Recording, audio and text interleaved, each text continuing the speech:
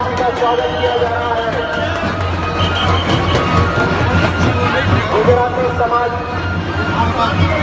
हमारे देश में हो रही बात नरेंद्र मोदी अमित शाह, हमारे देश में हो रही बात नरेंद्र मोदी अमित शाह। आदरणीय राष्ट्रीय अध्यक्ष जी को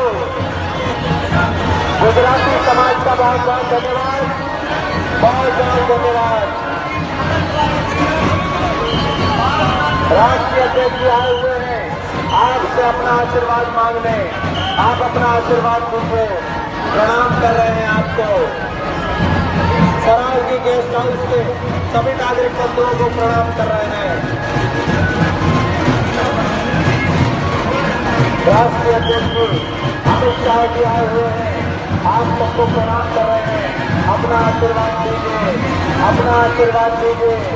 सभी हमारे